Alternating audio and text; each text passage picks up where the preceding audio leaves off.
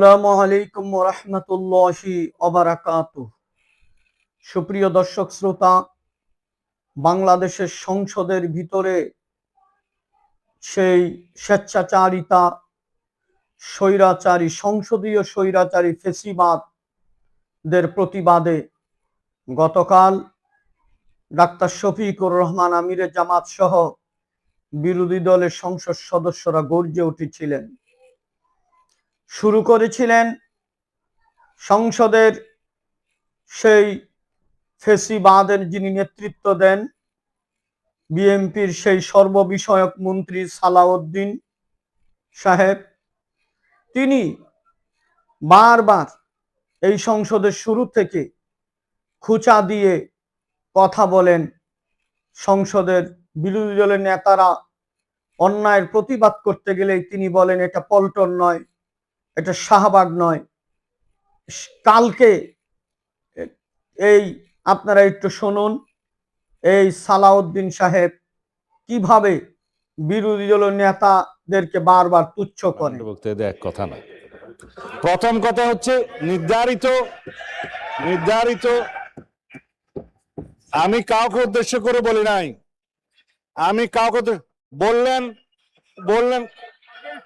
আমি তো আপনারা কথা বলার সময় কথা বলি নাই।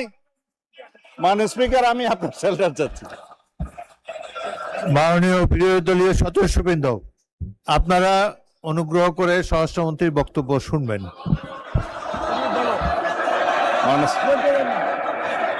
Yes, I withdraw. ঠিক আছে,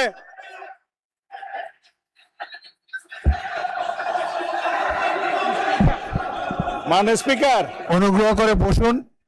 স্বরাষ্ট্রমন্ত্রী এই তুচ্ছের প্রতিবাদ গতকালকে, তুচ্ছ তাচ্ছিল্যতার প্রতিবাদ গতকাল আমিরে জামাত ডাক্তার শফিকুর রহমান সংসদে করেছেন। দাঁত ভাঙা জবাব দিয়েছেন। যদি লজ্জা থাকে এই সালাউদ্দিন সাহেবের, এই তরুণ সংসদ সদস্য জামাত এনসিপির, আর ডাক্তার শফিকুর রহমান সাহেবের মতো এরকম অভিজ্ঞ ব্যক্তির সামনে এরকম উদ্ধত্ত আচরণ তিনি আর করবেন না। গতকাল ডাক্তার শফিকুর রহমান সাহেব যেভাবে গর্জে উঠেছিলেন, বোঝা গেছে এটাই ভবিষ্যতের বাংলাদেশের তিনি প্রধানমন্ত্রী। আপনি দিবেন না আমি দেব? মাননীয় স্পিকার, এটা অশোভন। আমি সম্মানিত সংসদ সদস্য এবং স্বরাষ্ট্রমন্ত্রীর প্রতি সম্মান রেখে বলতে চাই, আজকে নতুন করে তিনি এই শব্দগুলো উচ্চারণ করেন নাই। সংসদ অধিবেশন যেদিন থেকে বসা শুরু হয়েছে সেদিন থেকেই তিনি তুচ্ছ তাচ্ছিল্য করে সবাইকে উনি নিজেকে কি মনে করেন আমি বুঝতে পারি না। এমনকি তিনি সেই দুঃসাহস এখানে দাঁড়িয়ে তিনি দেখিয়েছেন। তিনি বলেছেন যে এই সংসদে তিনি শিক্ষকের ভূমিকা পালন করবেন। আমরা তার ছাত্র হওয়ার জন্য এখানে আসি নাই। মাননীয় শিক্ষকতা করতে হলে তিনি একটা ইউনিভার্সিটি খুলুন, ওখানে যার পছন্দ গিয়ে ভর্তি হবে, ওনার লেকচার শুনবে। সুপ্রিয় দর্শক শ্রোতা, এই জাতীয় সংসদে আমরা দেখেছি যখন আওয়ামী লীগ বিএনপি ছিল, গালাগালি অকথ্য ভাষায় এই সংসদে হয়েছে। এই সংসদে পারস্পরিক কোনো শ্রদ্ধাবোধ ছিল না। আওয়ামী লীগ যেরকম ভাবে গালাগালি করেছে, বিএনপি তেমনি ভাবে গালাগালি করেছে। জামাত ইসলামী ভদ্র আচরণ করে, এটা আপনাদের সহ্য হয় না, কারণ আপনারা তো আপনাদের সেই বন্ধু আওয়ামী লীগের সাথে গালাগালি করতে অভ্যস্ত। গলাগলি জিনিস আপনাদের ভালো লাগে না, কারণ আপনারা গালাগালিতে অভ্যস্ত। জামাত ইসলামী আপনাদের ভালো কাজ যেমনি ভাবে সমর্থন করে, আপনাদের খারাপ কাজের তেমনি ভাবে আপনাদের প্রতিবাদ করে, এটা আপনাদের ভালো লাগে না।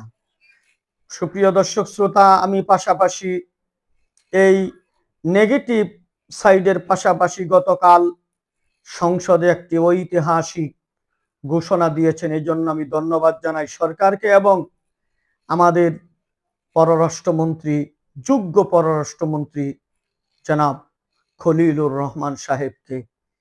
তিনি এক প্রশ্নের জবাবে বলেছেন সেই মক্কা জুটে আমরা অংশগ্রহণ করব কিনা পরিস্থিতি জানার জন্য সংসদ সদস্যদের প্রশ্নের জবাবে তিনি বলেছেন মক্কা জোট হচ্ছে আমাদের আভ্যন্তরীণ জোট, এটা হচ্ছে একটি মুসলিম উম্মার একটি জোট। এই জোটে আমরা অংশগ্রহণ করার জন্য আমরা ইতিবাচক, আমাদেরকে যদি দাওয়াত দেওয়া হয় তাহলে আমরা নীতিগতভাবে সিদ্ধান্ত নিয়েছি এই জোটে অংশগ্রহণ করার জন্য আমরা পজিটিভ। তিনি আরো বলেছেন আমরা এই জোটে যাব কি যাব না এটা কারো চোখ রাঙানোর উপরে নির্ভর করে না। বাংলাদেশ আর নত জানু পররাষ্ট্র মন্ত্রণালয় চলবে না। বাংলাদেশ আর সেই গুলামি আগের সরকারের মতো ভারতের কাছে বিক্রি করে দেয়নি, উনি বোঝানোর চেষ্টা করেছেন।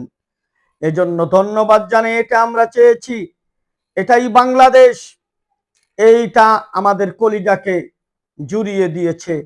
ধন্যবাদ সেই পররাষ্ট্রমন্ত্রী খলিলুর রহমান সাহেব, ধন্যবাদ তারেক রহমান সাহেব। আমরা চাই এই মক্কা জুটে বাংলাদেশ একটি অংশীদার হবে, আর সেই জুটে অংশীদার হয়ে ইসরায়েলের সেই মাথাকে নত করে ইসরায়েলের নাম নিশানা মানচিত্র ভবিষ্যতে থাকবে না, যে জন্য ভারতের কলিজা ফেটে যাচ্ছে। কলিজা ফেটে ভারত মরতে থাকবে, আর মক্কা জোটের সদস্য হয়ে মুসলিম উম্মাহ মাথা উঁচু করে দাঁড়াবে। আসসালামু আলাইকুম ওয়া রাহমাতুল্লাহি ওয়া বারাকাতুহু।